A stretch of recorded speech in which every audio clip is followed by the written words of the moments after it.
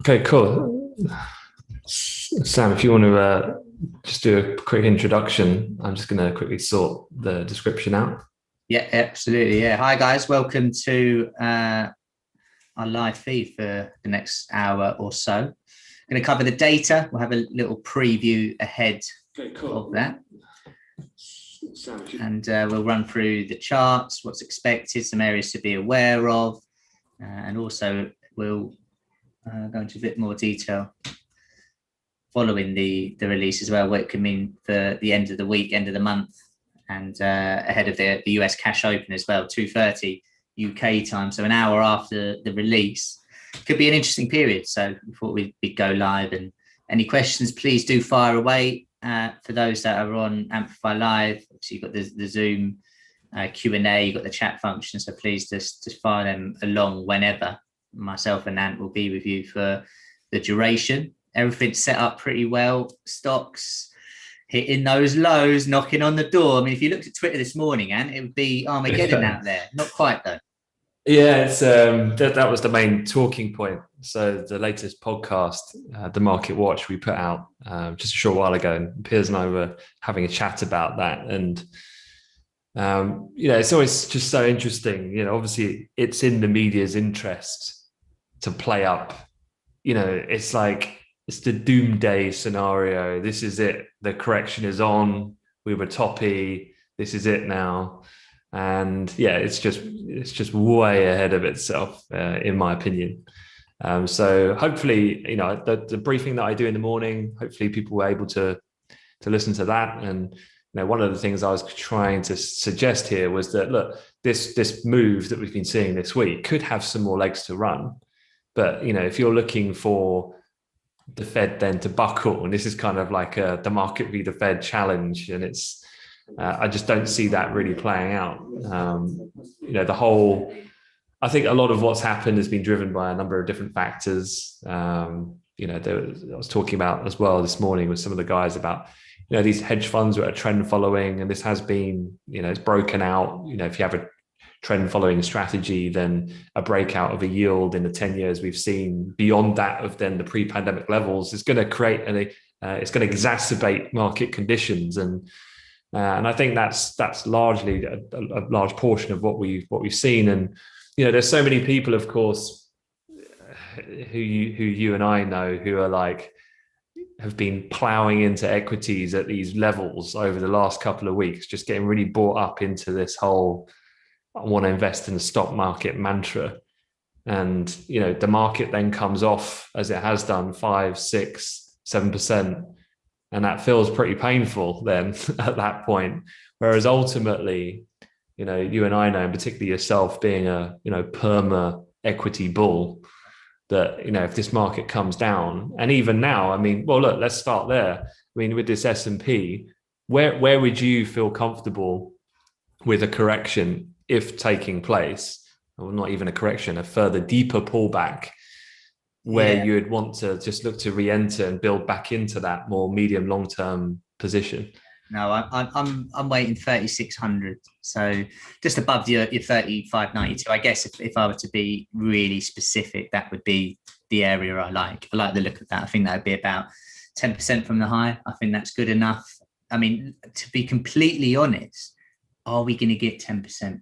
Are we going to get 10% lower of these highs? I'm not completely sure, but I like it there. And I think that's a good sort of value area for the next leg to the upside. I regretted on the 1st of Feb, that 36.56. I was waiting for 3,600 and I didn't get in.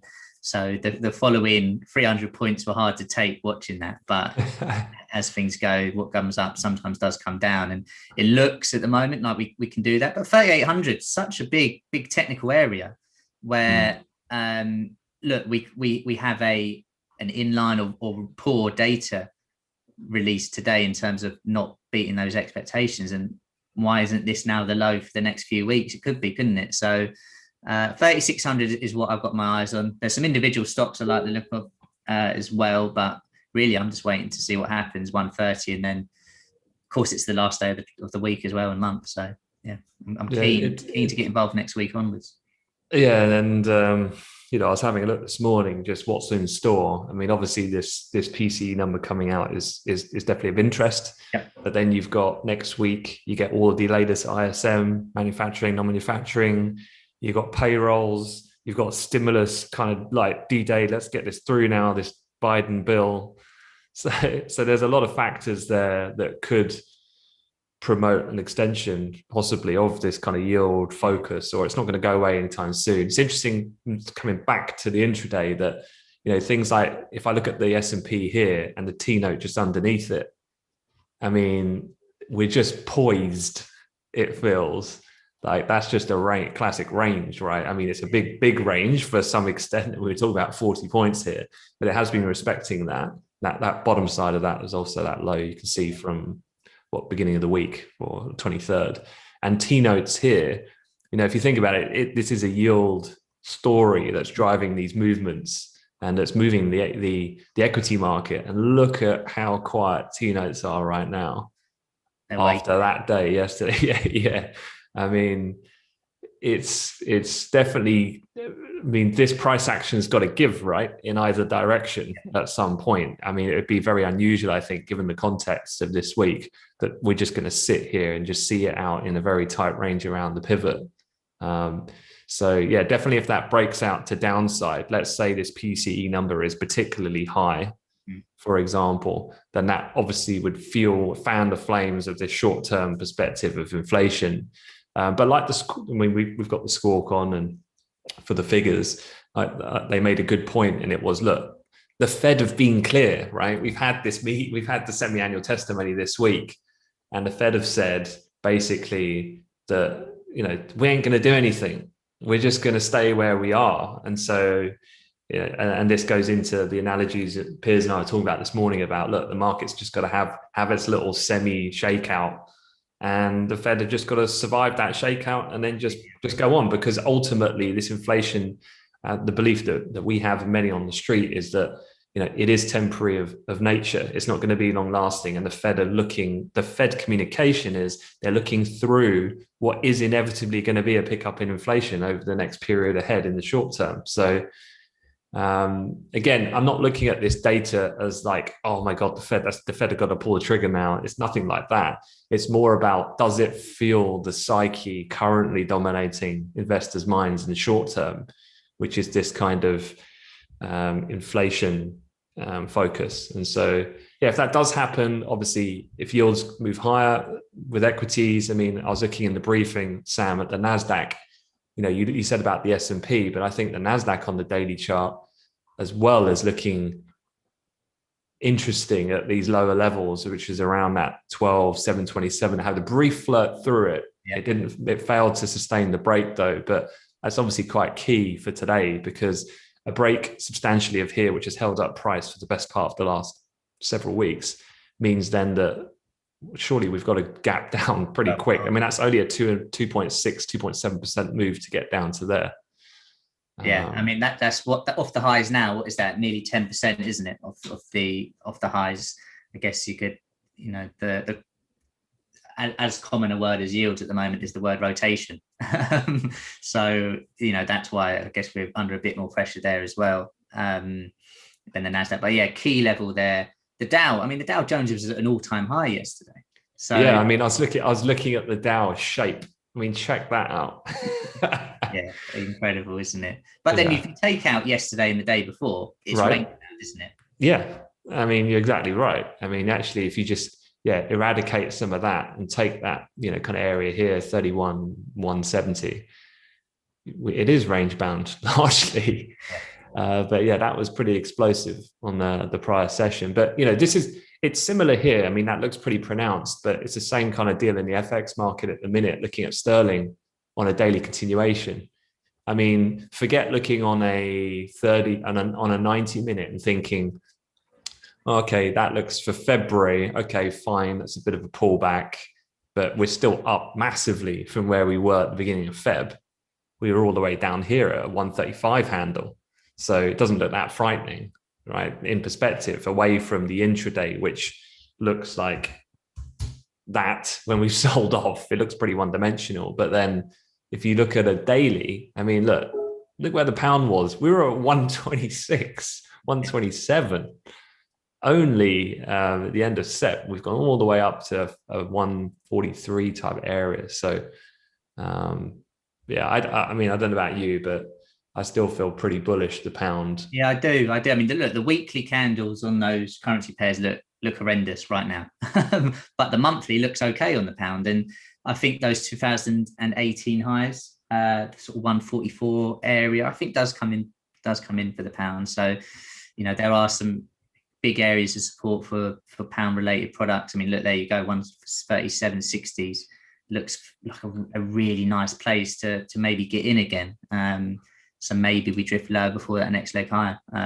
Data today could move things obviously in the dollar space quite a lot, but yeah, overall I'm still bearish the dollar against these main pairs. Okay, well look, I'm gonna switch the scorecard. We've got about a minute to the data now. So yeah, just quickly, guys. Core PCE index, the month-on-month expected 0.2%, the year-on-year expected 1.4. Can you hear that all right, Sam, the score? Bit louder, ideally. Consumption seen rising 2.5% month on month. The PCE for month on month seen rising 0.2 for the core metric, and the year-on-year seen falling to 1.4 from 1.5. After we've dispatched that, we'll have a look at the advanced goods, the components for that, and then the Canadian producer prices.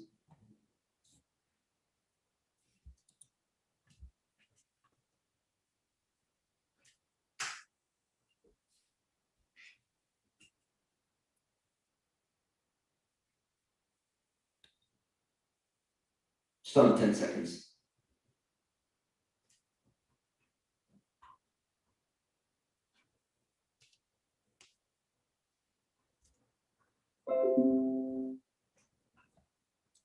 Looks like 10% for the personal income. Still waiting for the consumption.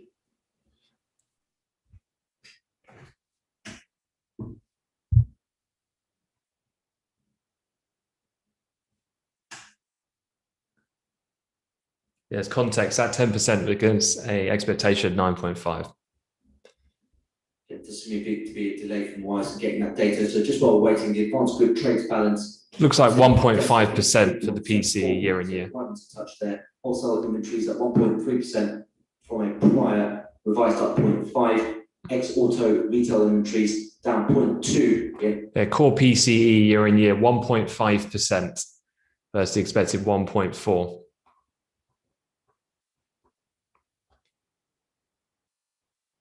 So look, just versus 0.2 expected month on month. The year-on-year core PCE at 1.5% versus a prior revised down 1.4.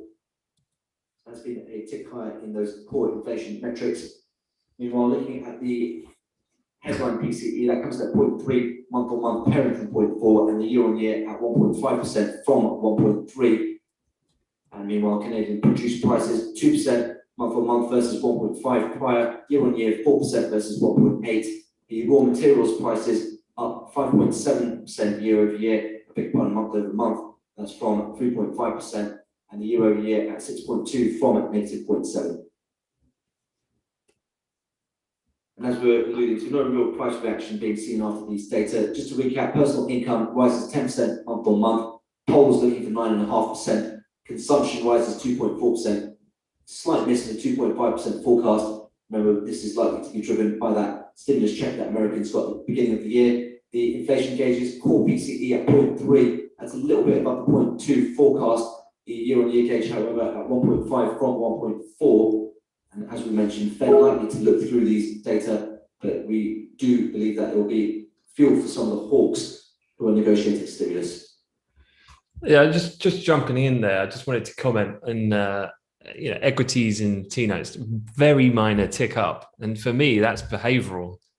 This number is 0.1 higher than expected, but people are so inflation focused and hyped that actually 1.5, 0.1 higher is actually a disappointment for those people. Yeah. And they're actually hang about, what, 1.5?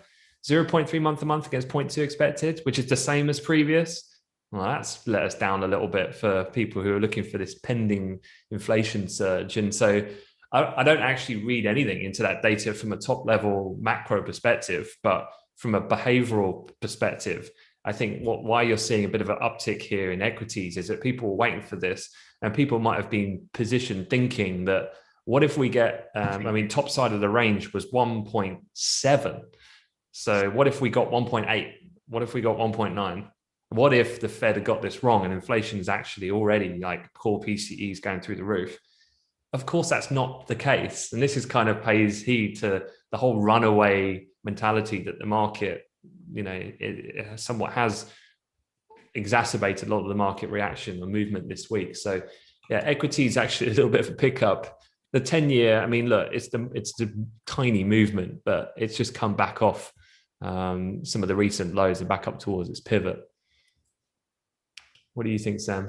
Yeah, I mean, I'm a bit gutted, really. I wanted this fireworks of a really good number, and it's not that. So, look, for me, equity, Tim just put a comment in our Discord room, all-time highs next Friday. I agree. Look, I mean, we've got data points out next week where the story can change, but for this next leg lower and yesterday's move to be justified, we haven't seen the data that should lead to that. So I don't know. I prefer the moves to the upside now. I think interesting though to watch gold. Gold's not having it. This number for me should help gold push higher, and it's not doing that just yet. So I'm keeping a watch on that. But yeah, overall, it's not a good enough number for me to be selling at market on stocks. As always, it's a trade what you see, but I'm not selling. So let's just have a look at some of these US indices then, as they see a minor positive reaction. So the S&P is just coming up to have a look at around the high end of the range. That was the overnight Asia Pac high that was here. And then you had the European Open high here. Coinciding with that, you've also got in the NASDAQ, which has obviously been quite hard hit in recent weeks. So we had a bit of a breakout. I mean, it did come back through there, but then that was through late yesterday evening when we just kind of sentiment soured into the close, and then Asia followed through. We're coming back up to that point now, and you've got the pivot sat above. So how would you kind of view that level, Sam? Yeah, well, like I said, I don't want to sell, short term, but if I was bearish and I saw a good reaction around there, that would be an area I'm looking at. So on the flip side, the way I would look at this from more of a bullish perspective is, well, what happens if we break that level to the upside, get a bit of confirmation above there, 15-minute closes, for examples, above those pivot levels, then I think we can push on. But yes, we've got the cash open, less than an hour away, but this would certainly be a zone where we're coming into of resistance, where the bears need to take control. Because if we finish the week above those sort of lows from yesterday afternoon and previously on in the week, i.e. the pivot level now, it's a victory for the bulls, regardless of us moving to the downside. So yeah, slight risk on equity space, but yeah, I think we need to obviously clear up those pivot levels, and that trade would come to fruition.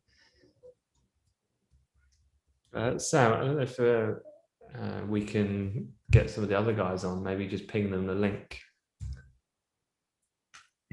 Yes, absolutely. Piers or Will. Let me invite those guys on. So yeah, I mean, pretty tame reaction overall. I mean, I don't think you could have expected too much else, to be honest, that different. So the open on Wall Street is obviously going to be important. The equity market definitely has been a focal point of activity this week. The NASDAQ had its biggest down day yesterday since October. So it's going to be interesting to see how we can see off this week. So look, Sam and I are going to be on for next hour or so at least, because we want to cover through, obviously keep an eye on energy products as we go through the next half an hour or so, particularly WTI. We can talk about a bit more detail. Then we'll drill into some of the equity stories as well and have a look at that ahead of the NYSE Open. Yeah, looking forward to it. Looking forward to it. So sell the latest podcast to me, Ant. I'm looking forward to listening to it. Sell the latest podcast. Yeah. Last week's was fantastic. Really, really sort of put things in perspective for me. So I'm looking forward to this one. No pressure. Yeah, I mean, look, let me while we're on, let me just quickly flash it on the screen so people know, because this is a relatively new thing. People were asking for a podcast for a while, and I'm not the biggest consumer of podcasts, so finally got my act together, and we've myself and the head of trading, Piers. So Piers and I would normally have a catch up anyway at the end of the week, as you know, when we're in the office in a non-pandemic time.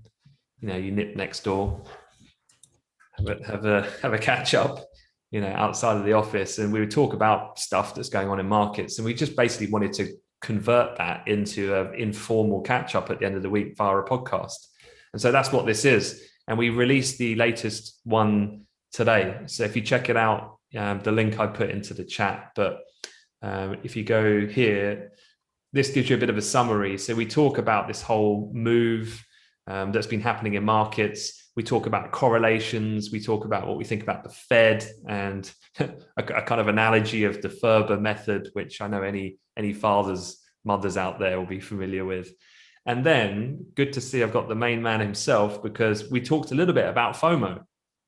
We talked about that we touched on it on the podcast, but I know there's someone who loves the subject of FOMO, which is Will. So Will, how's it going?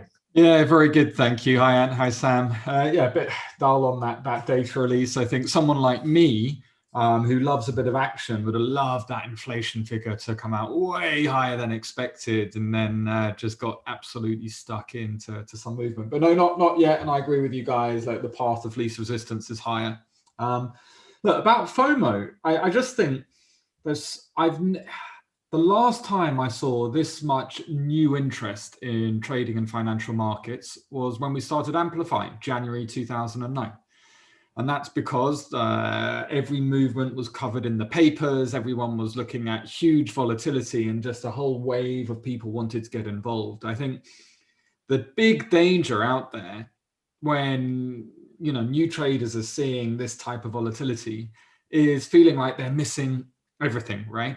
I remember, I don't know if you saw Davey Day Trader on Twitter talking about GameStop when it went 100% 2 days ago. And he's like, who made the call? Why wasn't I on this? Right. And then I think then instead of buying GameStop, because I think he missed it, he then bought AMC or Nokia or something and lost a ton of money. And actually, that's so common with new traders and volatility, in that they see everything that's happened. And it's very easy to kid yourself that had you been there at the right place and the right time, you would have taken these opportunities. And new traders start to think, oh, I should have got that, I could have got this, and not realize that volatile markets, they're here to stay, right? There's so much going on at the moment. If you miss an opportunity, learn from it, think about what, at least your analysis was right. But the main thing, without any question, you said it, Anthony, on your masterclass series. What's your guest name on Wednesday? Bilal. He was excellent. He was excellent, super experienced. And he was saying the first rule for any new trader is knowing how not to blow up.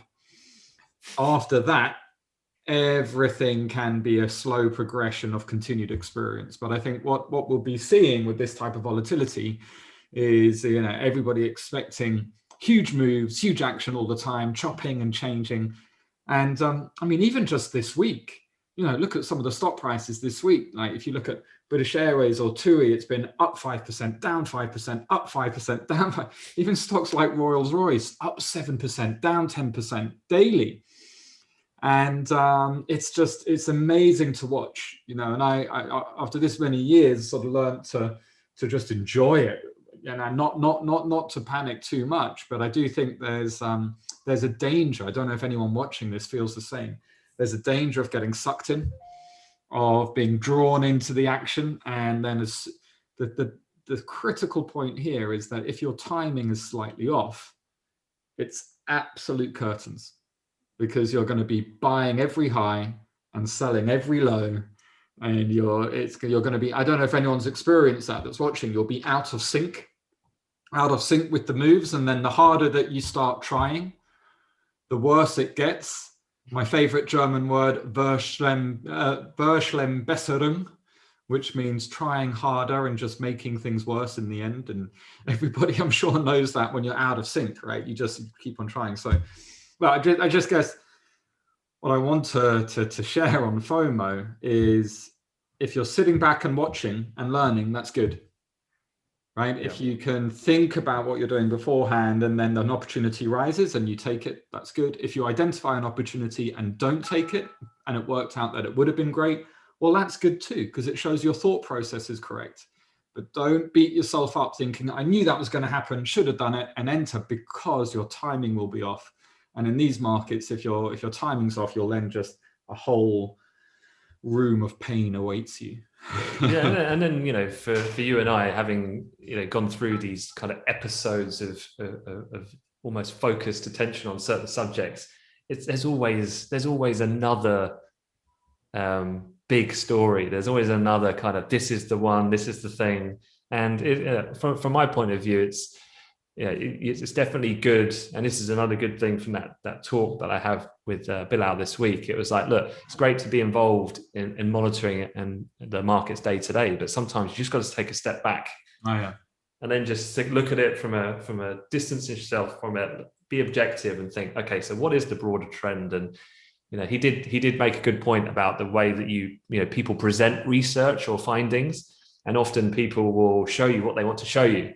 Look, this correlation is really tight with this correlation, which means this, but actually they're trying to curate a narrative to what's happening and actually step out of it, and, you know, they might tell you a different picture. I think with FOMO and psychology, though, even before that, it's more about self-awareness, right? Because you can't take a step back and look at it if you don't know that you need to take a step. If you don't know that you need to take a step back, so even before that, it's understanding yourself and actually quite enjoying the physical flags that you get. So I had it when I was and obviously looking at the VIX today, Sam, which I'm completely out of, you know, and immediately that surge of emotion comes. Damn it, I knew that was going to happen. And then you almost, the more experience you get, the more you kind of then can look at it on that bigger perspective, you know, and not necessarily laugh about it, but say, well, look, it's actually just back to where it was 3 days ago when you got out anyway. So net, it's fine. And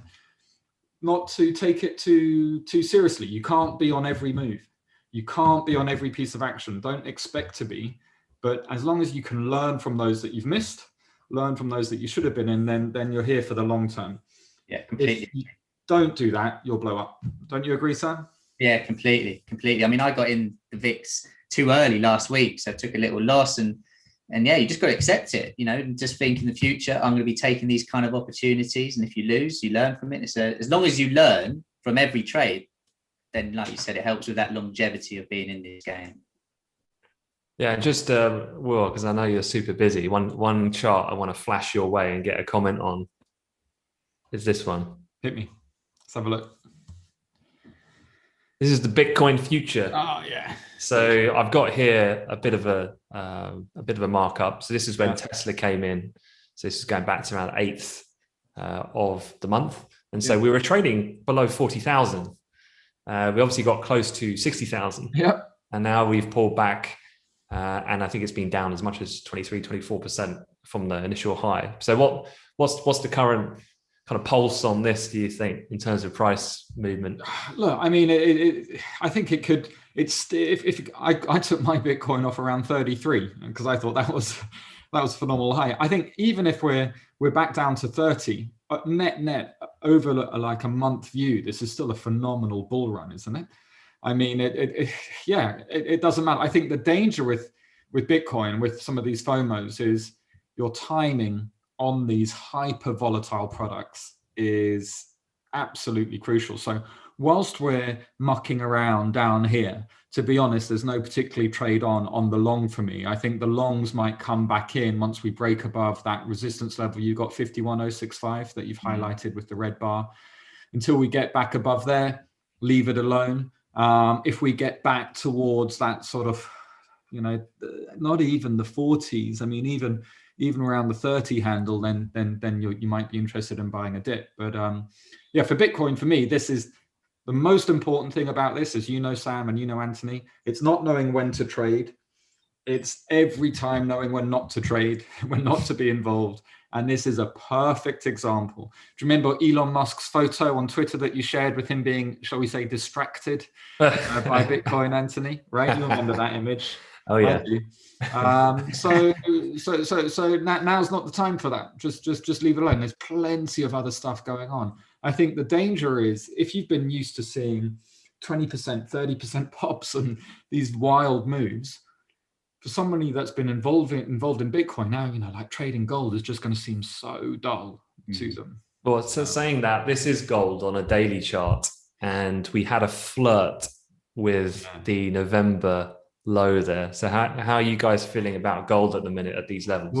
Well, I mean, as I've been saying with Tim, I've been scaling out of my gold. I could have got out of my gold positions way better towards the end of last year. Certainly, I did start to scale out and got tiny parts on now. I just think no one's interested. No one's interested in the gold story. It's not what people are looking at.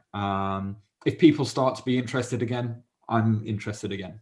Right. But one of the things is about understanding markets. It's all about understanding people, and it's behavioral. No one cares about gold at the moment. Doesn't seem that way to me. I mean, obviously, one of the things about gold is, it's a great inflation hedge on one side, but it's not acting that way. In fact, it's more acting in response to interest rates. And so, I think again, gold's another one to leave at the moment. You could expect, why not, a test down to the 1700 mark, back to where we were in June.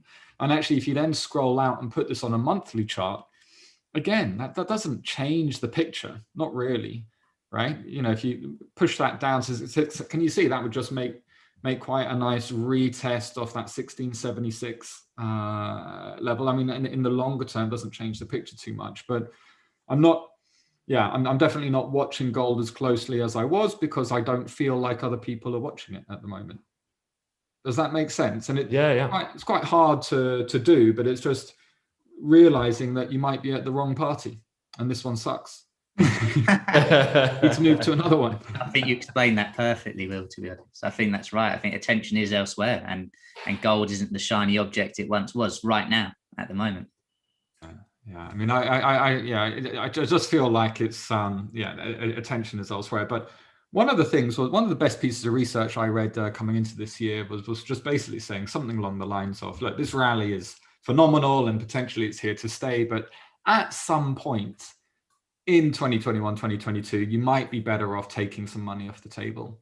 And I still agree on that at the moment. I think these valuations are phenomenal. But the volatility, if you're in a large size, volatility is going to hurt. Yeah. Large exposure and volatility, a very sick trader make, right? And you all know that feeling, that rent. I was actually speaking to one of Goldman Sachs, actually fantastic meeting I had yesterday with used to be head of trading at Goldman Sachs, multi-millionaire, talking about investment in edtech and projects like this. And he was talking about the need for anybody trader to feel that deep interior of despair, to feel that wretch and be able to deal with it. And that's true. That is a learning process, but you don't want to be going through that daily. So in this type of volatility, I do think you have to just try and be comfortable with the size that you have at risk. And then when something happens, this is definitely the way I'm playing at the moment. If something happens, when something happens, great. I do want to be on it. But yeah, I mean, stocks could go, S&P could go back up to its highs or sell off 5% today. Either one makes sense to me. When you're in that type of market, it's hard to call it. Yeah, no, it's interesting the timing that you said about 2021, 22 and taking some off the table perhaps, because I think that's a really interesting time horizon, because for me, that's when this whole stimulus, we're out, the vaccination is kind of done to a certain extent, the reopening has occurred, the economy's gone through a massive acceleration phase, and then things start to slow down a little bit, because now the stimulus isn't coming left, right, and center anymore, and that's been factored in that reopening phase. Then it's like, well, where do we go then? And then we're going to be I would say on balance, higher in equities where we are at the moment. So then we're even further down that road. And then what happens? So that will be further on, a very interesting period, I think, as well, till to come. No problem biding your time. No. But listen, guys, I've got to make a move. Enjoy the rest of the session. Take care. Good stuff. Cheers, Will. Let's take a look at oil just ahead of 7 minutes coming up until 2 p.m. London. So we normally see a bit of a pickup in volume. And just wanted to have a glance at oil on the daily. And it's just been on a tear really for some time over the period of the last kind of month. We've seen a decent breakout of price from what was then. I mean, look, where we were kind of pre the full-blown pandemic, we're kind of trading here. We broke out above there, having found some resistance to price in the latter part of January. Then we've shot up. And now we're at a level around 63.40, which was the high that we printed back in. Do you remember that? Do you remember? I can tell you where you were. I can tell you where you were as well. So this is when me and Sam were sunning it up in Tuscany in Italy at the time. And I remember getting a couple of messages, people going, "Have you heard the news, the Saudi news?" And that was when the drone strike happened. And we had this historical large gap up in prices. So that's basically where we're trading at the moment. And above here, obviously 65 then becomes very meaningful if we start looking at the last couple of years data. But yeah, oil has been very bullish, as has other industrial based metals like copper, for example. If we're looking over a weekly period, because of this whole growth prospect picking up, because of generally a perception that economies are going to reopen, and when that happens, then things are going to fire up. US data has been very strong, stimulus is coming, so on and so forth. Throw in then a deep freeze nationwide across America that happened last week, and as much as that's thawed out, the idea here that things like OPEC, even if they do reintroduce a degree of production which offsets a little bit the depths of their supply cut, they're still supporting the market at this point. And then as Tim, one of the other traders here, talks about a lot, is the chronic lack of investment in US shale production. And generally that's going to put a squeeze when demand's going to explode as we go through the reopening phase. So yeah, definitely there's reasons here with oil. And, just to be clear, in terms of the news flow this morning, this US intelligence report about Khashoggi, that's going to show that basically MBS had him taken care of. As much as that sounds pretty sensational, it really has no consequence, I don't believe, in terms of the price of oil. Well, look at the price of oil today. It's done the opposite then. If that was a theoretical move and you were thinking, wow, that's going to really flare up tensions between the US and Saudi. It's funny that Khashoggi is in the news today, where we're exactly the same fight of that day. Incredible. Yeah, it's funny how these things work out. But yeah, look, the Biden administration is just bedding in. There's been a really good TV documentary that was being on. I don't know if you caught it. It wasn't last night, the night before, and it's about Trump and his presidency. And it was a 3-part series. And the last episode was about Asia. So it was talking about the trade war with China and the nuclear situation with North Korea, and then what Trump was doing. It's really fascinating because it interviews all the right people, McMaster, Lighthizer, like all the main movers and shakers. And it gives you an idea of what it was like to work with Trump, which... Is it on BBC, sorry, yeah? Yeah, I think it's on BBC. Yeah, and it sounded like horrendous because Trump would just shoot it from the hip a lot of the time without real credible kind of, I guess, strategy behind a lot of decisions. But the long story short, Biden administration coming in, if you think about the news cycle that's been happening of late, you've had Iran, and this whole idea about what are we going to do with sanctions, the return to nuclear 2015 kind of Obama-led agreement. Is that going to happen? So that's reared its head again.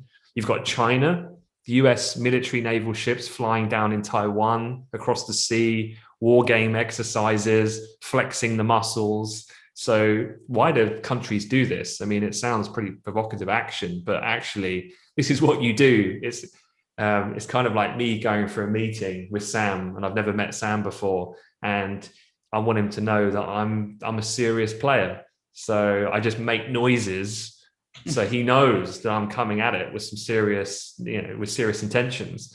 And so we negotiate in a slightly different way. I mean, this is just the nature of what these countries do. And then you throw in the Saudi mix. So at the moment, you've got Iran, you've got China, of which I must stress Biden's approach is the same as what Trump was doing, because China is a credible long-term implications in terms of what the US has got to do in order to somewhat get along with or control the inevitable superseding of power in the end to China. Not that that's going to happen anytime soon, but that is their number one competition and trade partner. And then number three, you've got Saudi. So if you think about it, there's Iran, China, and Saudi, all yet really Biden needs to sort out in terms of what's the policy stance and relationship he's going to hold with these people. And at the moment, it's all kind of talking tough, flexing the guns and the muscles at the moment with China. Iran, kind of the same. And then with Saudi, the relationship's going to, if anything, be much more sensitive now that the US are calling them out in terms of what we already know, right? Yeah. It's not rocket science to know what went on with Khashoggi, but how do they deal with that? The Saudis, this is where the relationship comes in. The Saudis have got vested interest in the US stock market. They have ownership on large multinationals. They have an arms agreement and military alliance with America in a situation where tension is rising in Iran. It's not just like, oh, you killed this guy, that's it, the relationship's off. There's a lot of layered kind of understanding to this relationship. And, why does a conservative Islamic nation have such an alliance with a Christian nation like the US? Well, it's a relationship born out of need on various different levels. And so, they've got the black stuff that we want as far as America concerned, and geographically sat in a very sensitive area that would help militarily control in that region. And they also buy a large degree of our arms. And then on the flip side, you've got Saudi, who have a non-existent military force in a hotbed of activity for confrontation with their historical enemy, which is Iran. So yeah, there's a lot of stuff there that Biden needs to figure out and really show his hand at. And, when I think about all these things, beyond, the narrative, which is the vaccine, which is the dominant factor for oil and commodity prices right now, which is this growth pricing in at the moment, there's so many things there that I do think that oil goes higher. I think it goes, well, let's put some calls out there while we're here. Let's not beat around the bush. Get the daily charts up. What you think it is in, like, target before it starts to come down for a bit, or yeah. So we go 65, no problem. So then agreed. Let's have a look.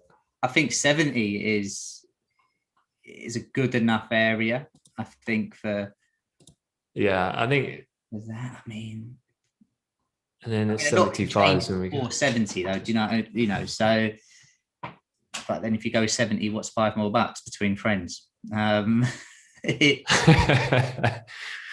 mean, Tim in the chat has just said oil's going to rip. Forget 65, 70 is happening. I think definite.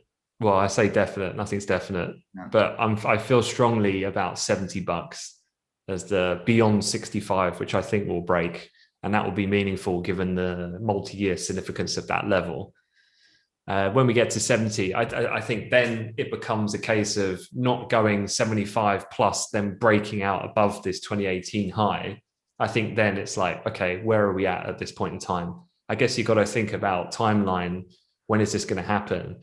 I think ultimately you are going to get this massive acceleration of economic growth really take hold, because at the moment, the market yield move we're seeing is pricing in that happening. When that actually starts happening and actual economy activity starts picking up and subsequent demand for oil, planes can fly again and people can go on holiday and do stuff. goods can be manufactured and exported and sold and bought because people have more confidence and there's stimulus sloshing around still, then yeah, I do think we get to a period where we kind of consolidate. Now, what that range might be, well, 75, 65 or 65 provides a bit of a floor once we get through it. Yeah. And then that will see us through then for the months thereafter. That's probably how I'd see it at this point.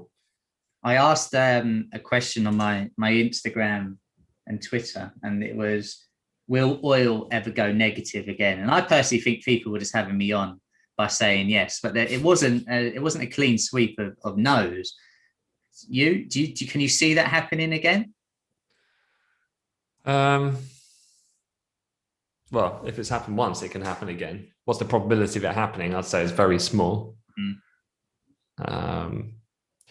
If you have to think about, then a lot of that move was to do with things like USO and the oil ETFs related to then their position holding in certain futures contracts and how they had to roll out of contracts because they're all kind of concentrated in certain areas. And so beyond the kind of full infantry situation being at Cushing and stuff like that, where there's no storage and so on, you have to remember, it's kind of like, I can't remember who I spoke to, they were talking about the comparisons or parallels with the taper tantrum of 2013.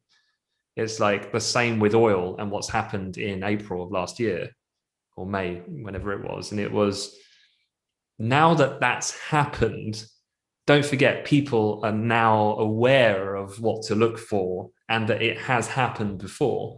So the first time something happens, obviously the movement and reaction effect is amplified comparative then to when it happens again. That whole kind of, once you see and hear something multiple times, doesn't matter how dramatic it is, it becomes then normalized. Yeah.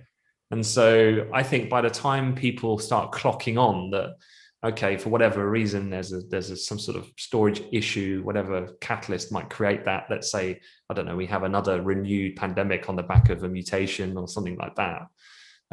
Then I think then the appropriate things would happen too quickly and ahead of time to allow what was then a panicked situation where people were bailing positions at the last minute because they had to, which then subsequently resulted in that negative price.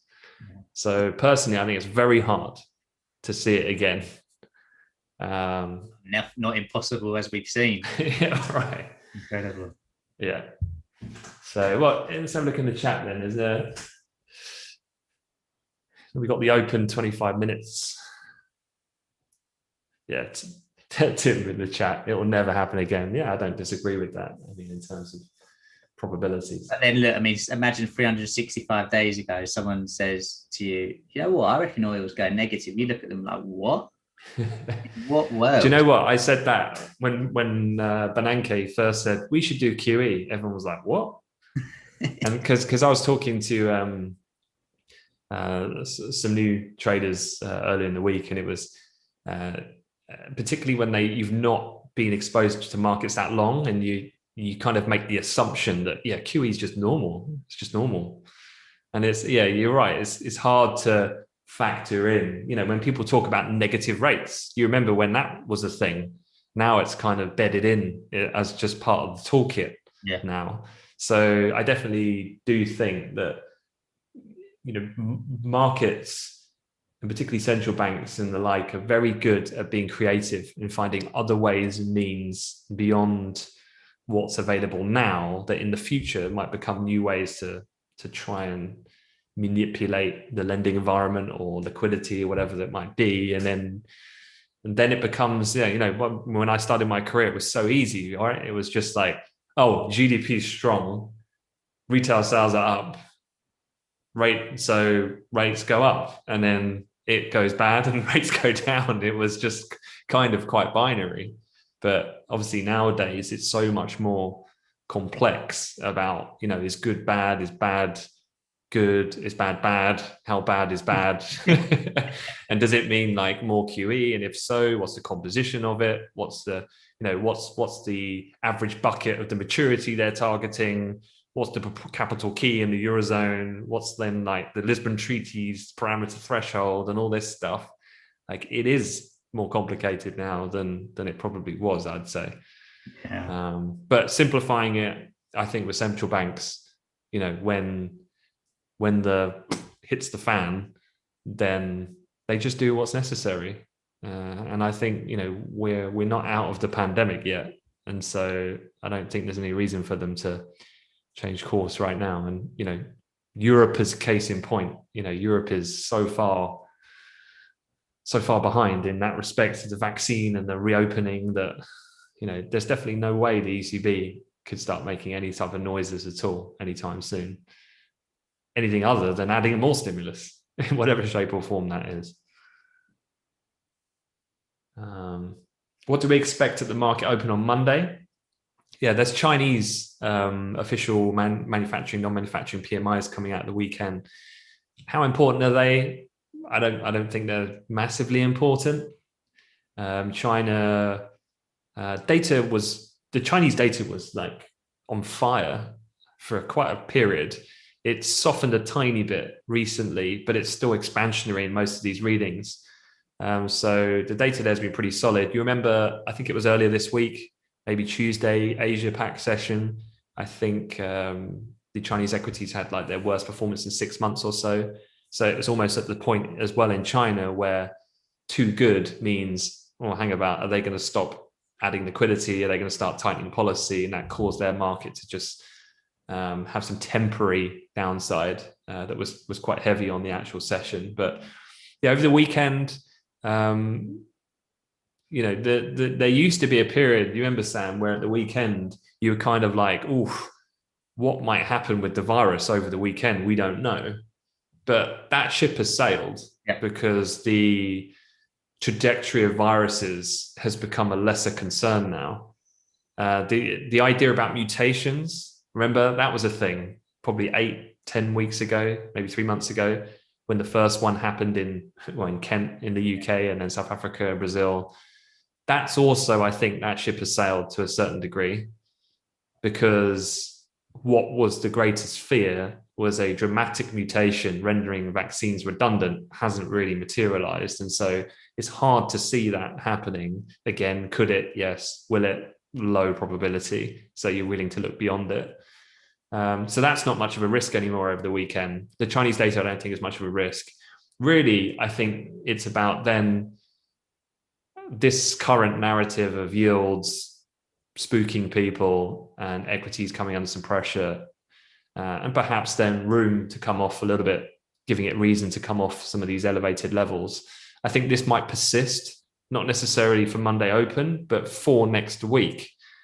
And I'm quite keen to see the ISM data and payrolls. What does that look like? I mean, if payrolls is good and ISM is very strong, then it could get quite interesting, because the Fed aren't going to say anything. So if the data gets really strong, the Fed are still backing off, just playing it cool. Well, then the market's going to continue to be a little bit, I think, negative in its psyche of yields will move higher, and that will trigger then some further spillover. So kind of looking at next week as a whole rather than anything specific over the weekend, to be honest.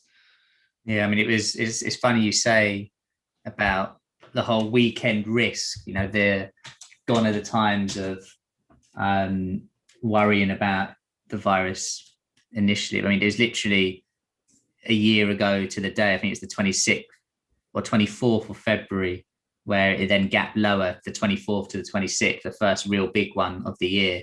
And it never came back it didn't come back for quite some time, but they were just fascinating times in the markets, weren't they? And I don't see a mass, like, I'd be very, very shocked to come in Sunday evening UK time and there'd be a gap higher or lower in US stocks right now. But a year ago, it wasn't surprising.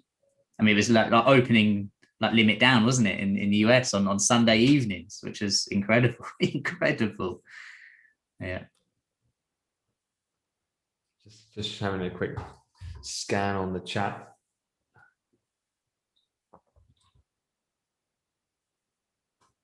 Make sure my audio's on. Yeah, just having a look at the pound sort of breaking out back up to near its sort of 140 region, little break of that previous resistance area, euro up to the previous low. So a little bit of a relief following that data. I mean, the S&P is still range bound, isn't it, on that high? You've got the open 20 minutes, 18 minutes away, so probably not worth getting too involved on that. T-notes, as you've mentioned there, is contained. Gold, I have to say, look, if euro and pound push on and gold doesn't, then I think we're in for a big move next week to the downside in gold. If it just can't catch a bid with other markets, which it's struggling to at the moment. What and how and looking at T-notes price, like on the longer time frame, you know, it is where it was really a year ago, give or take. How low does it come before it becomes attractive again, do you think? Well, this 132 in the 10-year was a big level. This was, really prior to the main episode of pricing in what was going on at that time, and then the shakeout, obviously, in the big equity rout that we had. So, I mean, look, we're only 2 points off that from current price at the moment. I mean, if you were just blindly looking at this technically, you'd be thinking, well, why is it not going to get down there at this point? So, there's a bit more scope here. And that's what I'm saying about perhaps next week could be quite interesting given the setups here. Because as we were looking at with some of the S&P and the NASDAQ charts, what you'd be looking for is a synchronized break of these key kind of longer term levels to then see another little leg to what we've had this week. Then, you know, not only do the dip buyers come in the stock market, I think people will start fading the yield move as well in the fixed income market. As just, you know, one thing I've learned over the years with markets, I can't remember the guy who was, he had a really good way of saying it, but generally markets always overstep on the initial interpretation of information. They always overprice. And that's what's really quite a common behavioral element of markets. It's like markets love taking a crumb of information and then generating an entire end outcome. And sometimes they can just get, you know, one step too far. So, just having a look at the pound though here, let's just quickly jump back in and I was looking, this is the pound on a 30-minute, looking at the sterling future. And I had a couple of things marked up, Sam, from the briefing this morning. Yeah. You know, initially, well, this fib was from, I was trying to capture just basically the February rally. So going from the low to the high. And the market kind of did respect that to a certain degree. Initially this morning had a bit of a bounce and then came back up to that rectangle, which I was looking at, which is the highs and the lows. And they came back down again. Since that point, we did have some comments out of Haldane. I know Haldane gets a lot of grief on Twitter from certain people, which will remain unnamed because he's a fairly vocal chap. He's like the UK version of Bullard at the Fed. And he came out and he was talking up this idea about if inflation goes up, it could be a little bit hard to control. But I think context is quite key. He has been very much more so on the hawkish side of the MPC for some time. So him making those sorts of comments, I think, is not unusual. He's also been very open to stepping away from the majority and being quite an outlier in his view. So I wouldn't make assumptions that any of the MPC share his thoughts at this point. But interestingly, look, the pound's just recovered a little bit and we're just coming up to that kind of next area that could be quite interesting to look at, which is kind of here. So looking around 139.82, just above that then would be the 382 retracement on that move as well. So would you be keeping an eye on that for the rest of the afternoon?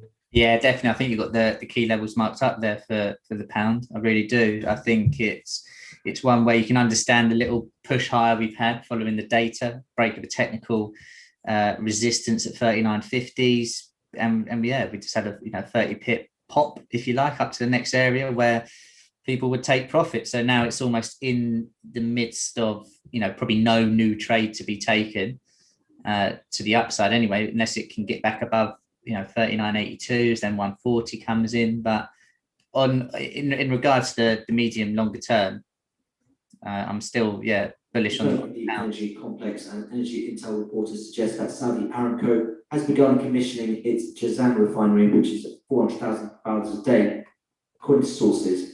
According to Nina Baker of Energy Intel, Aramco has started commissioning its 400,000 Jazan refinery, according to sources. Yeah, that's not a market moving comment. I mean, it's just Saudi commissioning a refinery. So yeah, no consequence for today's market price. I did see some news on Twitter earlier. Let me bring it up. Did you catch that about their paid premium service? Yeah, I did. Yeah, quite a lot. I mean, it had a good day yesterday, didn't it? Yeah. Good day yesterday. Although trending on Twitter earlier was RIP Twitter. It's people love a freebie though, don't they? They do. That's it. Yeah, I mean, do you know what?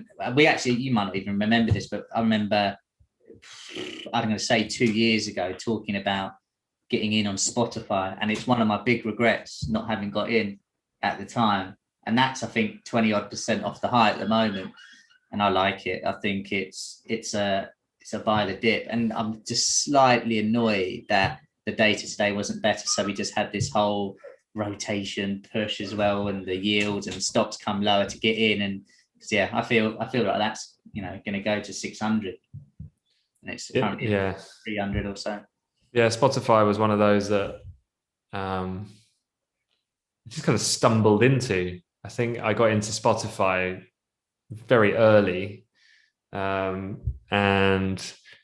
as complex as you can make investing sound sometimes, whether you want to do some sort of deep dive financial balance sheet analysis, or you want to talk about deploying a top-down macro approach and identifying sectors and sector value and all this sort of stuff, I just use Spotify, right? and so does pretty much every single person that I know. And actually, most people that I know pay for Spotify now. It's not like they're freebieing it. I mean, I remember I had Spotify for quite a long time when it was free. You just had to put up with an advert every now and again. And then they brought about the payment mechanism to monetize it, because they went through this big acceleration of membership at the beginning, just get it out to everyone for free. I remember people were saying the same, RIP Spotify, can't charge people for this. Yeah. But yeah, obviously it was trading way lower than what it is now. And it's one of, with that sort of thing, I mean, I don't even look at it. No need to. Yeah, I just guess what's going to happen? They either go up or someone buys them out and just assumes them into their own ecosystem, whoever that might be. But I guess they're beyond that point now because they're quite big. But there's a question here talking about stocks. Someone was asking about the growth stocks. Is this the end for them in the near term? And again, it really does depend. With investing rather than trading, it's really about your time horizon. What are you looking to get out of what you're doing? I mean, if you're thinking, growth stocks, Apple, yeah, it's going to come off now, it's a bad time for Apple. It's like, well, yeah, sure. I mean, they might weaken a little bit in the very near term in this environment where the Nasdaq's getting hit 3.6% yesterday. But is Apple not going to go up by the time that we go through the next even couple of months? I mean, of course of course, most likely it will. So your time horizon is key. I mean, again, I've got some Apple from a long time ago, and Apple's just a slow burn, just let it ride. I'll see you in 10 years kind of job, 100%. Not unless something crazy happens. And I saw your Instagram poll, and it was like Amazon or Apple. Yeah. I mean, both. I mean, it's not really one or the other. I mean, look, if you're going to be picky about percentage points, then sure. You kind of like the breadth of the model that say Amazon might have, but I guess from an Apple perspective, Eddie was talking about this before in a few weeks ago when Tesla are investing in Bitcoin and Apple investigating a wallet for these types of things, and sort of coin exchange. And yeah, there's interesting stuff on that side that perhaps could be another evolution of that company. But yeah, I just think, again, this is that mentality of like the stimulus check retail trader coming into markets fresh and just thinking, right, who do I buy then? And it's just, that's it, they're in right now. It doesn't really matter about, and they want, this is the interesting thing about the kind of anchoring of what I think is quite interesting now with a lot of the kind of demographic who might be more entwined with that whole Robin Hood and zero commission. It's just like, I mean, if you're trading GameStop, right, and that's the first stock you've ever looked at, and your first trade earned you like 100%, and you did it in like 3 days. I mean, where do you go from there? You're going to be like, unless I'm getting an absolute rush thrill of ride of my life and returning 100%, then where do I go from here? And then you say, oh yeah, why don't you park it in the ETF and get 9% the S&P on an average basis? And you'd be like, what? Over 12 months? Yeah, are you joking? Yeah. I mean, one of my good friends is he loves the penny stocks, and penny stock Twitter is fantastic. It really is. Everyone just pumping their ideas, and I'd love it. I absolutely love it looking at it. But yeah, I think, look, for anyone listening and wanting to start out, it's absolutely the safest place. Get in ETFs that you believe in, and then you can go about learning about the rest. But yeah, GameStop is, if that's your first one, it's probably the most unhealthy one to have got in that respect, because everything else is going to seem like a come down from that. But that had obviously another couple good, really good day. What was it, 2 days ago? Two evenings ago? Yeah, it's got everyone excited again. And I'm going to say no comment. Well, look, I mean, I'm really proud of myself because I didn't get in, and I knew that I wanted to. I knew I had people messaging me that AMC is going to do the same, and I knew if I got in, I was going to lose, because it's just not my style, it's not my approach. And thankfully, I was justified. But even if it did continue to go higher and higher and higher, so what? I think that's my way of dealing with it. Yeah. Cool. Well, look, we got the open 5 minutes. We'll stay on for just a little bit through the open, and then see how it opens up. Is the S&P frozen, or is it? It's literally just meandering along that high, isn't it? Look at that. I think it'll be an interesting open. If you put the S&P on a 240, if we are to get above the pivot level and some of those previous lows, and also what was, let me just, this sort of region here, and you see those two previous highs.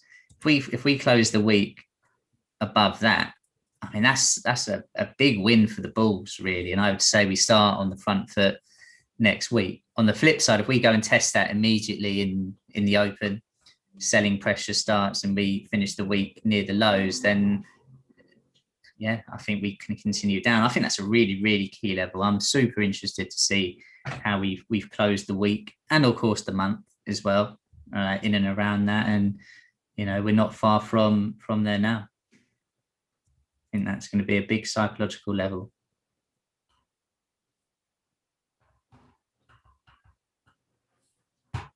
Yeah, T-notes just literally doing nothing. It's just it's like alarm bells when you see price action like that, which, in the context of things, the 10-year having a range of 4 or 5 ticks in any normal situation would be perfectly fine. But that it is getting squeezed a little bit through the course of the day with pivot. Yeah, and I mean, and if it does break those lows and gathers momentum, then you'd imagine we get a similar kind of move to what we had yesterday. So I think it's going to be certainly interesting. Seems like at the moment that the PCE disappointment for the inflation bulls is just enough a relief for the time being. But obviously, I think we've got to wait for the open to really make more sense of it. Agreed.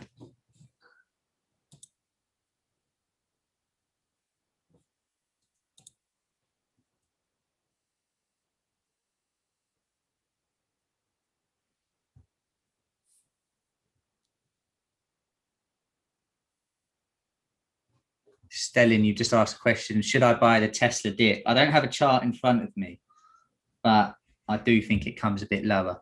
So there will be a dip to buy in Tesla, but in my opinion, it's not right now.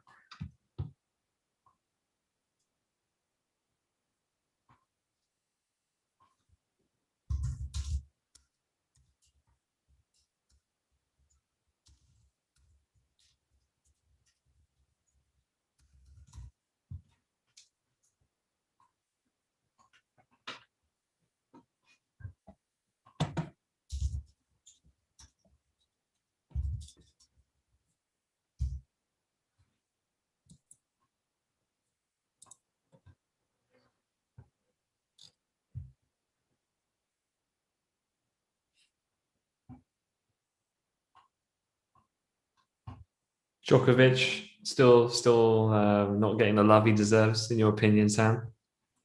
He's not. I mean, like I prefer Nadal, but I do feel a bit sorry for Novak. I think he shows his frustration is quite clearly that he hasn't got that love. I mean, Federer's probably the most popular tennis player, isn't he? That backhand and his way of carrying himself on the court, all of this has got him many admirers like yourself. What? No. I'm Tim Henman. But no, he hasn't. And if I was a betting man on who's going to retire with the most Grand Slams, I probably would say Novak. And then, yeah, I feel a bit sorry for him. But then he's had a couple of, misdemeanors in his career. Most recently, the US Open in the summer. Wasn't there something with Australia? And he was saying about something about the COVID thing. Well, yeah, didn't he got in a bit of trouble? Yeah, he hosted a party. And if Nick Kyrgios is having a go at you for something, then you've done something wrong. Kyrgios. Yeah. I wouldn't bite with Kyrgios. No, you just gotta just let him do his thing, and or just say something point blank like, when you win a Grand Slam, son, then you come talk to me. Otherwise, not interested. Yeah, absolutely. Well, that, in tennis though, it's interesting. You've got a couple of these young players that are getting better, but it just shows how good Novak, Roger, and Rafa have been to still be, smashing it out there.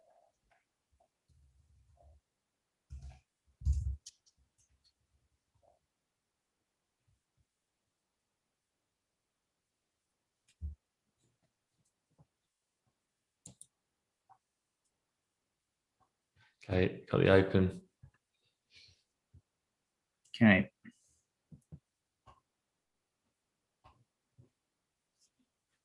Yeah, if there's anyone new joining the feed, then we are global macro traders. So if you're a US-based stocks trader and you're kind of looking at some of these small cap stocks and just looking at the order flow data and just trying to pick up a couple cents here and there in and out of different stocks, that's not how we trade. Nothing wrong with that way of trading, of course. It's just that we're global macro cross asset kind of base strategies. So we'd be looking at outright positions based with that at the forefront of the decision making kind of process. So much more placed to talk about some of the big themes like that. So a bit different from perhaps that single stock centric focus.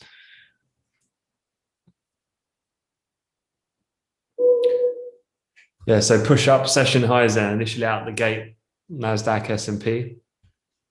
Yeah, keeping a watch on those pivot levels. Yeah, it's always, you know me, and I prefer the wait 15-minute approach just because those initial spikes higher or lower can be reversed so quickly, and people will absolutely trade the open and do well from it if it's their approach, their edge, and they're consistent with their reward and risk. But for me, yeah, I prefer to wait to see what happens 15 minutes time, and then So go just a from quick there. market check after the US cash equity open. There was a constructive open for the cash indices, particularly for the Nasdaq, which is of course up by around about percent as yields come in. It's a theme we've been alluding to over the course of the morning, and not only of course of the morning, over the last few months as well. So tech stocks doing pretty well, leading the pack. On the bottom of the pile, energy lagging. It looks like it's taking its cues from the crude complex, where the WTI price down around about 80 cents at the moment. Financials also along the laggards, likely a function of those yield moves that we're talking about.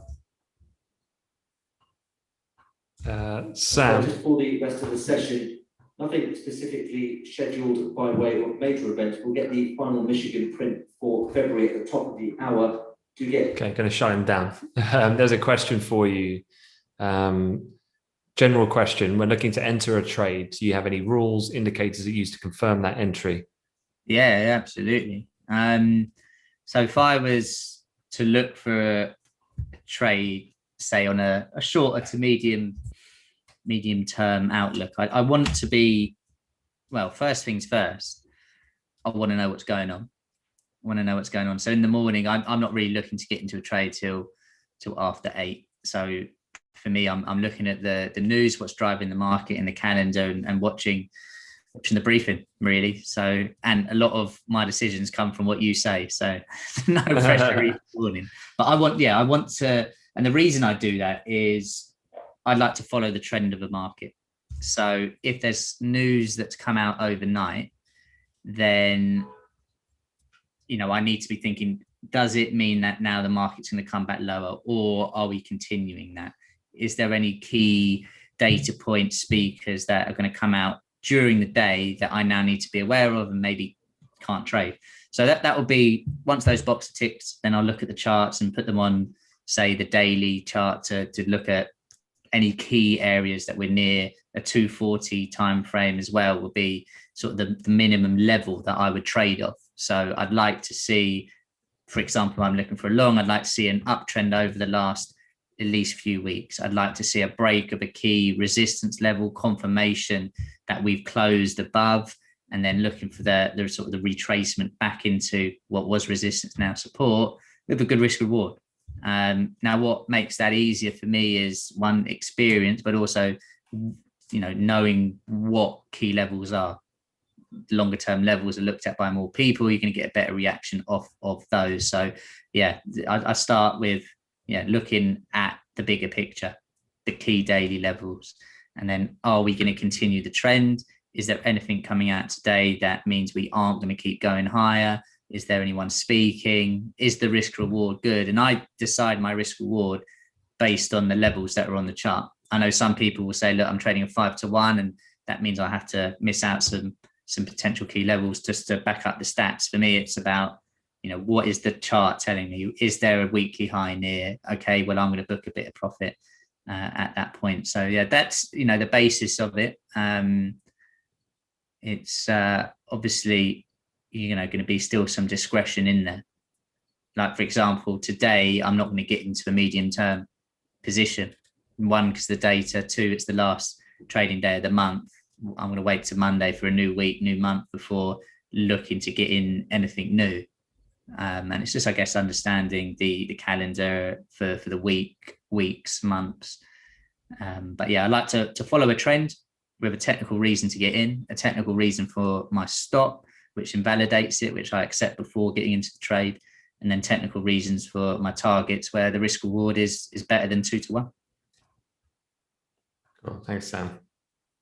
There was another question in regard to, I'm not sure how the age of this person, but just to tick it off, talking about bachelor programs around Europe. would you suggest to someone observing markets for 2 years now and training, developing strategies for 6 years, 1 year? I'm actually passionate about economics, macro, micro. Was thinking about doing economics and finance. So I guess I tackle this two ways. One, if you're a student and you're thinking about what discipline to study at university, yeah, I'd say majority of people would study economics or something finance related. It's not a prerequisite though to work in most roles.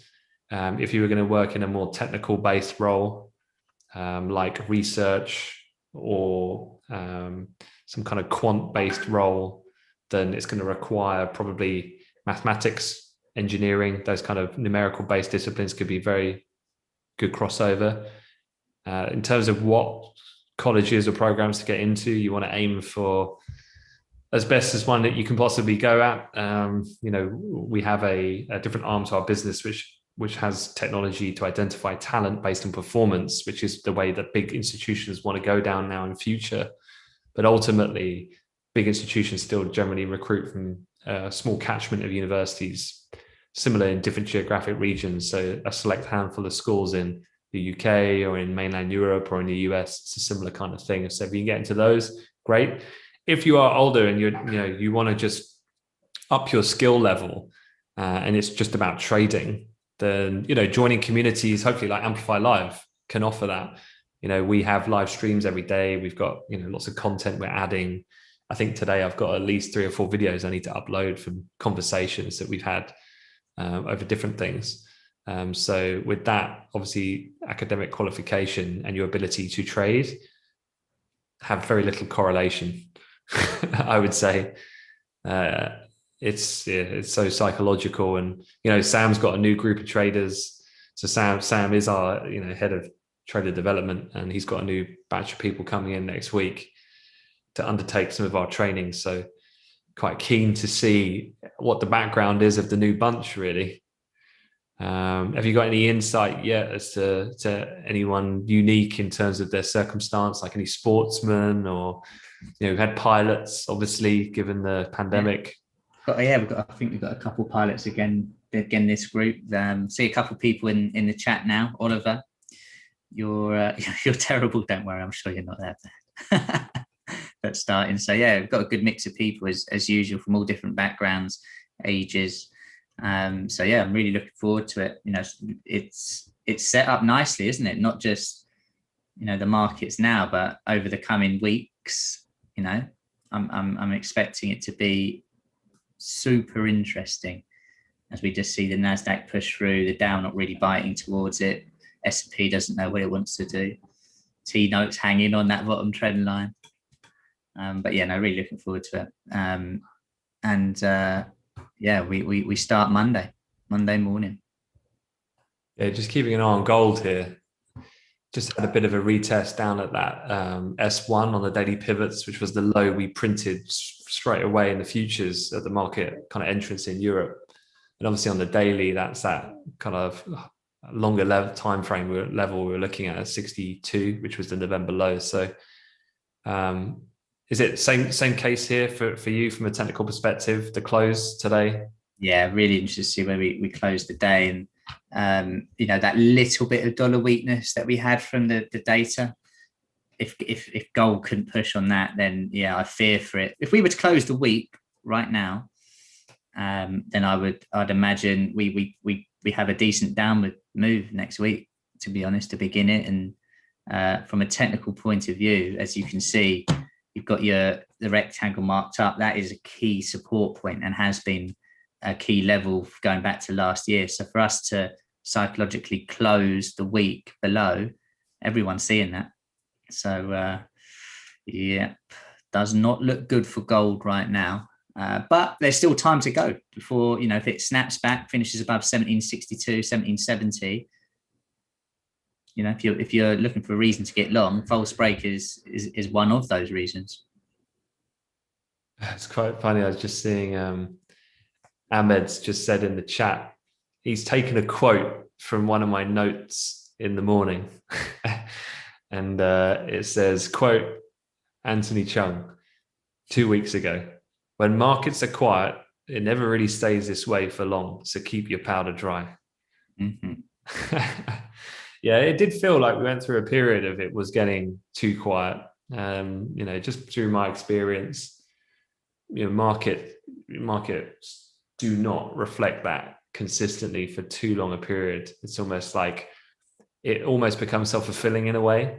It's like the longer we go through these stretches, and when you start getting people put up the dates of like, it's been 24 days since the VIX did this or the S&P had a change of that, it's coming there. Yeah. From a behavioral element. So yeah, it's quite funny. I would have said that. But yeah, you can check out my Twitter handle if you want to get a morning note. I put it out very early UK time, kind of around 6:45 in the morning. Kind of prep you up for the day ahead.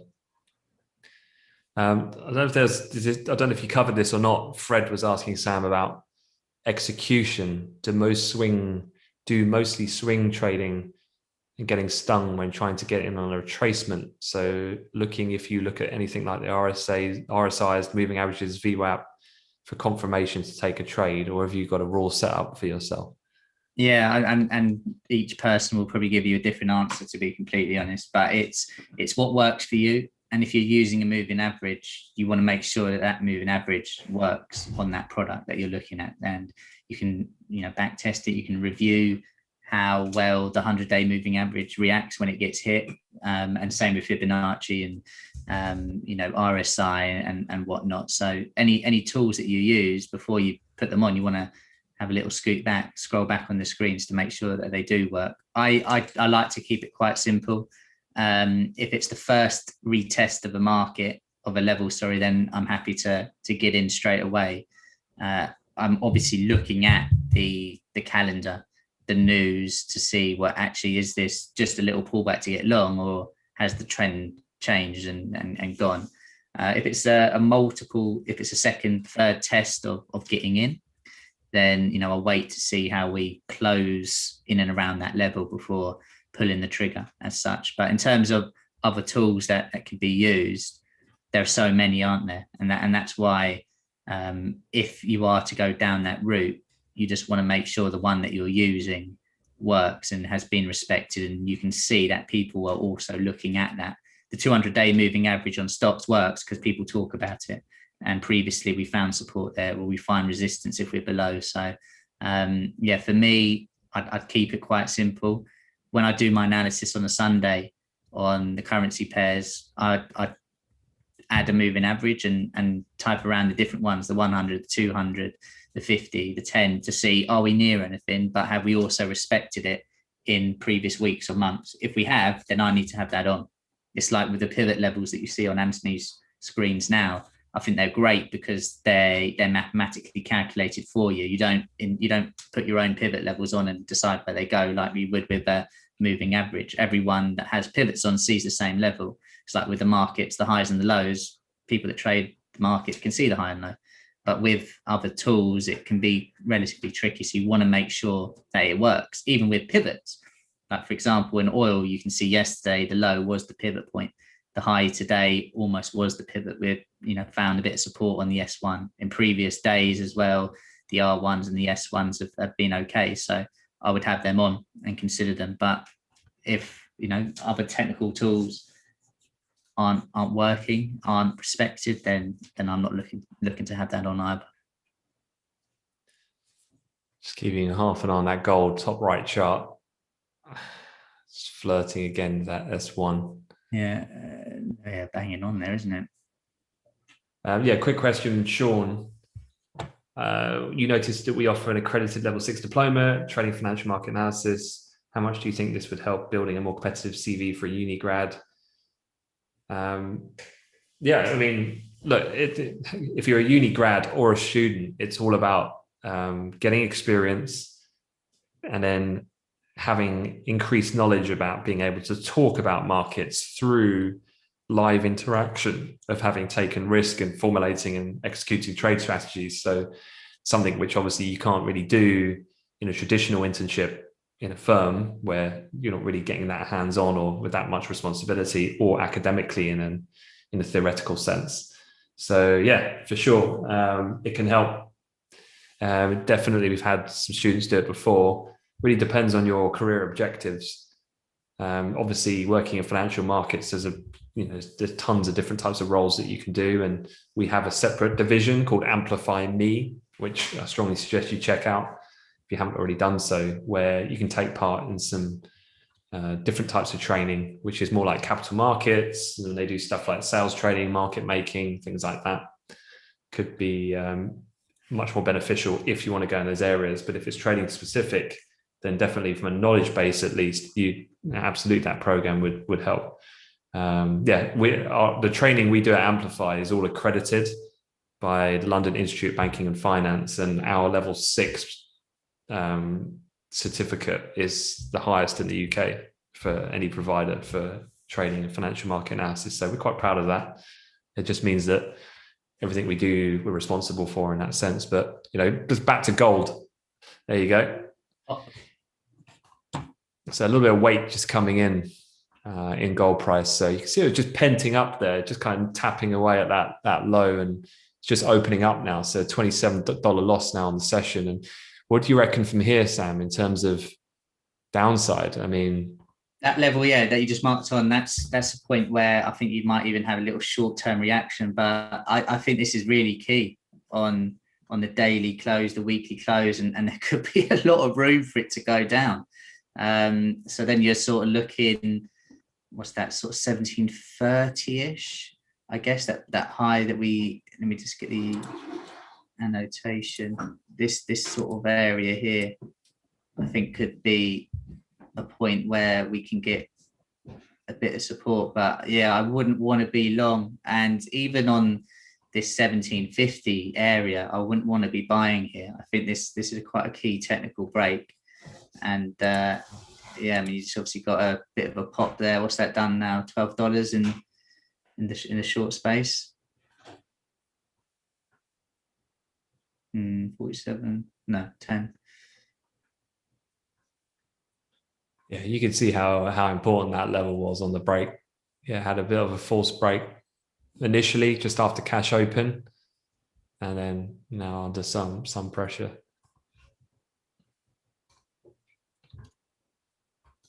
Just having a look elsewhere, actually the equity open, I'd say, is pretty tame, all things being equal. Not too much at the moment, though. I guess interestingly, those top side levels of resistance are holding largely for now.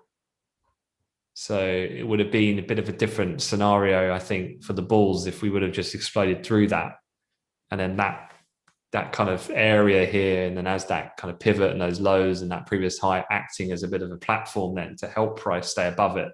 But we've never got over it initially on that opening kind of drive on the cash market, S&P as well, with that range and the pivot just above.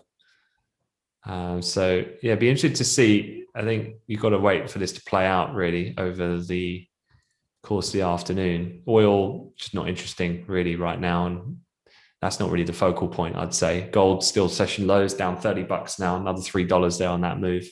It'd be interested to see the 10-year. We're trying to have a look on the downside here. If that starts to break out, then the asset class reaction is kind of set up then. Yeah. T-note lower, equities lower. Now you see the S&P Nasdaq coming in, little pressure here. So dollars also firming up a tiny bit. And this would be reminiscent then of the moves which we've been seeing in the last few sessions. So firmer dollar, pressuring metals, equities off, yields up, T-notes lower. It's starting to get a bit more heavy now in equities. So almost like the gold price was that first domino to fall there. Yeah, all sort of, as well. You could better get the hour close in a few markets as well, and these rejections up at these tops in equities. Yeah, T-notes can just push down a bit more. You've got to imagine we're going to get a little bit of a drop.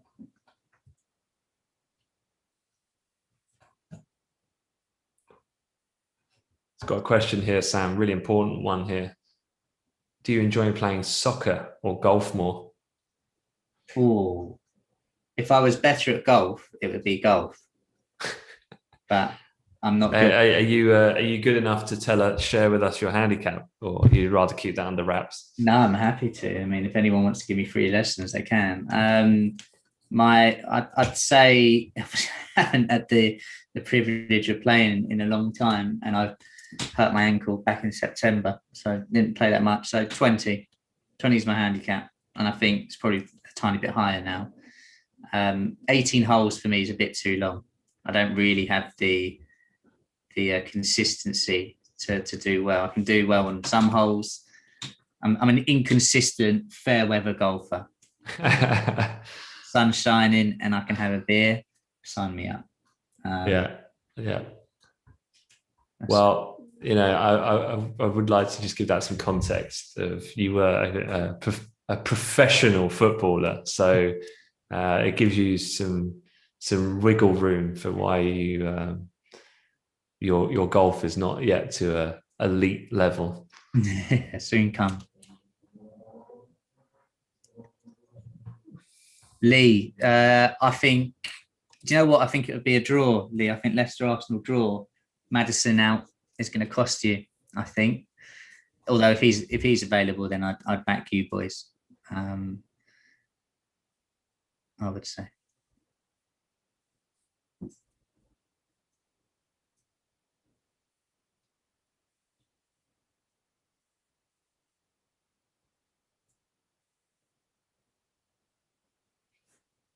All right. Anyone got any more questions at all at this point?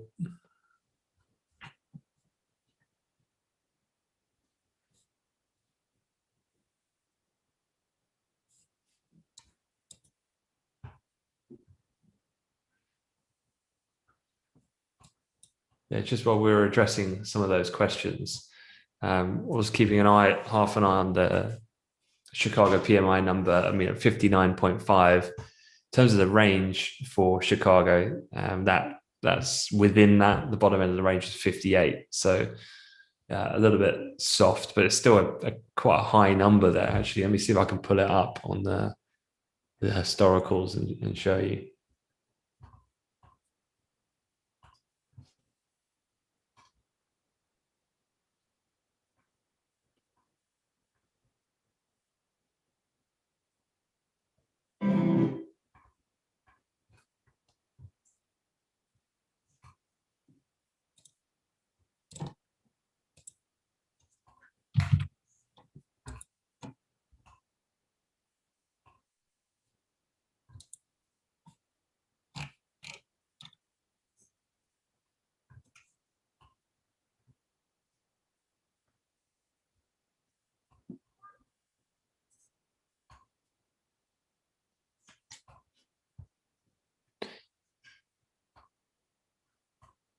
Yeah, I mean, this is what Chicago PMI kind of looks like in the grander scheme of things. So, that number being a little bit soft, I don't really think is a real factor, given the fact that it kind of just puts us on the level average of where we've been over recent months after the dip and sharp increase that we saw, given the initial lockdown phase we went through the spring Q2 of last year.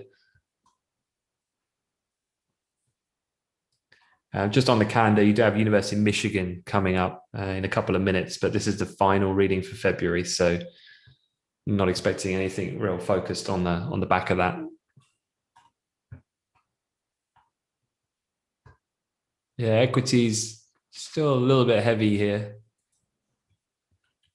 Well, so when would the equity sell-off become interesting when you're looking at a chart like this on the S&P? So you've got to get through the bottom end of that range. Yeah, I think it is unfortunate. I mean, the people that sold up at those highs on the rejection range trade, failure to get above, you can justify it, and they're now thinking, well, how about those lows, take a bit off? But yeah, I think it gets interesting, like you saw with gold. Below that support, that's when it can get more interesting. You get that next push down and whatnot. But data out, like you said, 3 minutes, not expecting any fireworks there. Hour close. Ultimately, the S&P is probably still in that range, isn't it?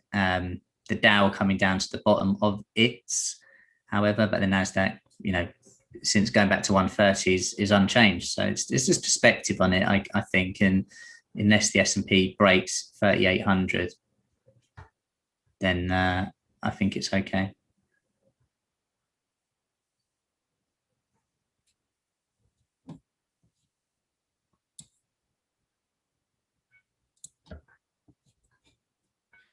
I do have a question about Forex flows on end of month. Do you know how to broad view on them? Seen major banks with their own models. Yeah, when it comes to that kind of month end, generally I pick that stuff up from what the banks are circulating. Websites like Zero Hedge, for example, if you were looking to get freely available content, are quite good at that.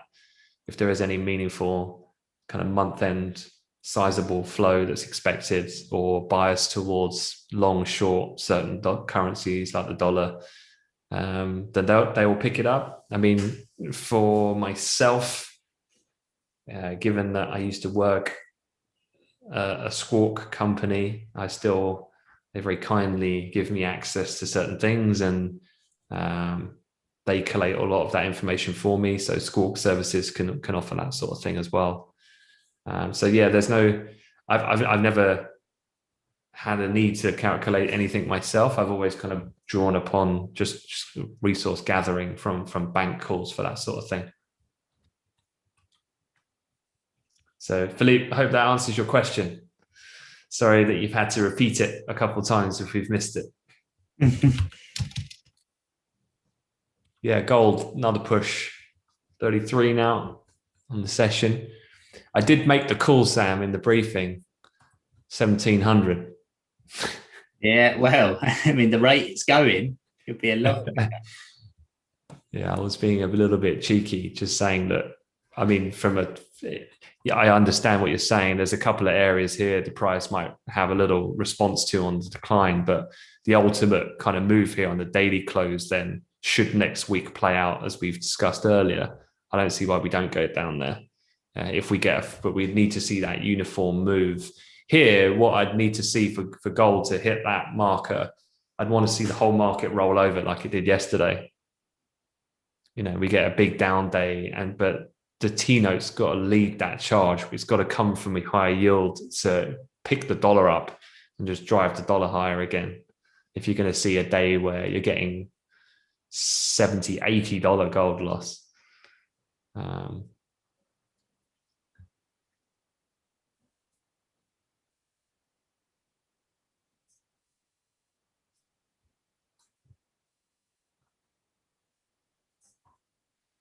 Cool. All right. Well, Sam, should we wrap it up with the sharing on YouTube? Yeah. Let me stop the sharing. So just before you do that, for anyone who is watching this on YouTube, there is no fixed schedule for us to do this, just from time to time, given the fact that, if you do follow us on YouTube, really appreciate that. If you subscribe to the channel, we're putting out lots of content every day. Obviously my briefing goes up delayed, but albeit up every day. I do have some videos coming out scheduled for the weekends coming as well. So that we'll do it ad hoc basis. But if you'd like the live streaming, the first priority is for the Amplify Live community. And once we come off this live YouTube feed as well, we're going to just continue on there going forward. Otherwise check out amplifylive.com, and also don't forget, if you're not already following it, you can check out the latest podcast episode, which Piers being the head of trading, we just had a fresh conversation this morning about mainly the topic we're looking at and talking about right now, which is inflation and yields. So definitely worth having a listen to that as well when you get a moment. Awesome. Thank you guys for tuning in. Catch you all shortly.